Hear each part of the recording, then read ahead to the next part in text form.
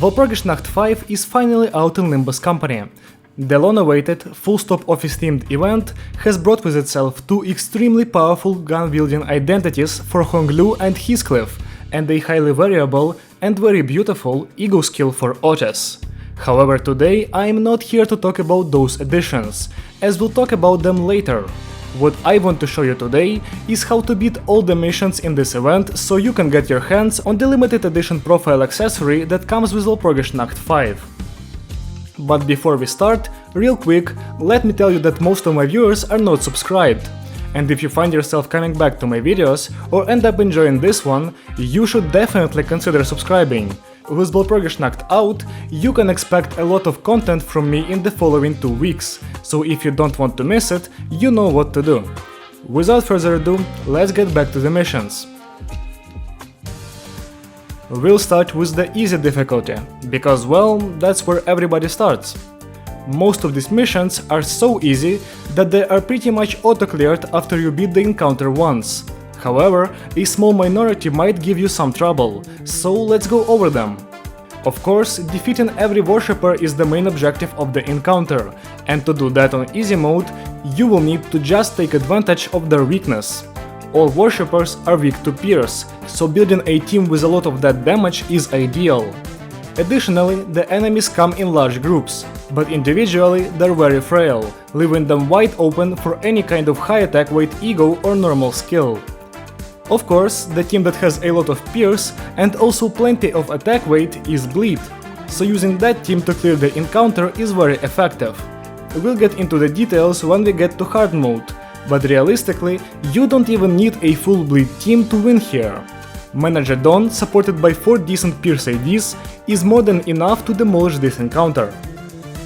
The other 2 missions that can require you to press some additional buttons are killing 4 worshippers with 1 skill and defeating an aggressive gear fanatic at 80% HP with a single attack skill. For the first mission, what you need to do is pretty obvious. All you need to defeat 4 gear worshippers in 1 skill is an ego that hits 4 or more enemies. I think 90% of players should have an ego like that, and if you don't, you can always pick up an identity with such ego from a friend. Also, don't worry if your ego skill isn't a pierce skill, as considering how low the enemy's HP is, and the fact that they don't resist literally anything, a lot of ego skills can one-shot the gear worshippers, especially if you're using poise and manage to crit with said skill. As for the aggressive gear fanatic one-shot, there's a bunch of options.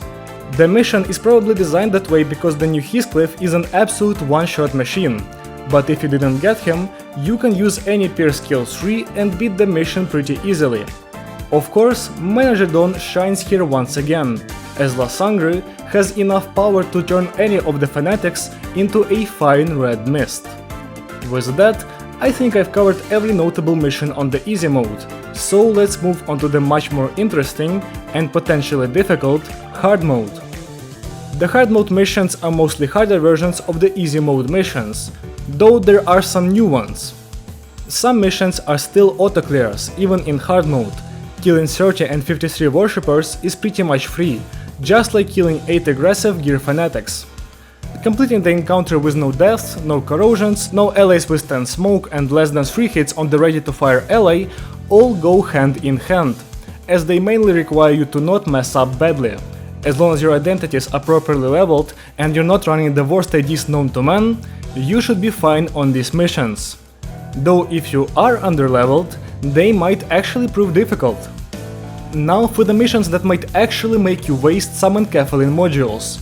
We have defeating 77 gear worshippers, defeating 30 gear worshippers with the ready-to-fire ally, defeating 7+ worshippers with 1 skill, and dealing 300 crit damage with a single attack skill. Before I start going over how you can clear those missions, let me quickly introduce you to the ready-to-fire effect, as I am going to be referencing it a lot shortly. Ready-to-fire is an effect that is given to the first deployed ally when fighting the event encounters. That ally gains an additional skill slot, replaces one of their first skills with a third skill, deals more damage when spending or gaining ammo, and heals 25 SP on 2 allies on kill, and also generates ego resources on kill. We'll start with my strategy for getting 77 kills, which also just so happens to give you 30 ready-to-fire kills, and allows you to kill 7 worshippers in one skill. Of course, it's not the only viable option, but it is the one that I've used, so I am very confident in its efficiency. This strategy can take many forms, but it always follows the same framework. You build a team around spamming one high-weight Pierce Eagle skill, and you give the ready-to-fire effect to the sinner with said skill. Your options for this strategy are as follows: Yearning Merkala Dawn, Sunshower Yisang, Blind Obsession Ishmael, and Magic Bullet Otis. You can also use Ebony Stem on Otis, but you know, Magic Bullet is new and shiny, so people will gravitate towards it more. When using these Eagle skills to ensure victory, you want to get a clean first wave clear, that ideally sets up your Eagle skill instantly. If it doesn't, it's fine, as the second wave is also very easy to clear. Once you've got your Eagle ready, simply use it anytime you can. You might think that this is impossible to do every turn because of the cost of these skills, but in reality, you don't even have to build a team that can fuel the Eagle, as Ready-to-Fire does it for you. As I've said already, the Ready-to-Fire effect allows a sinner to generate one of every Eagle resource on kill, and even though it says that the effect only activates on kill with the skill, as if to say that some kills don't give you the resources, kills with Eagle still definitely do. This fun fact allows you to mass produce Eagle resources of all kinds, as whenever you get 7 kills with your Eagle, you also produce 7 resources of every type, allowing you to instantly use another copy of your Eagle skill. And honestly, you don't even have to stop at one skill per turn. Take multiple at once. As long as the Ready-to-Fire ally goes before any other nuke is used, you have pretty much infinite resources to do as you please.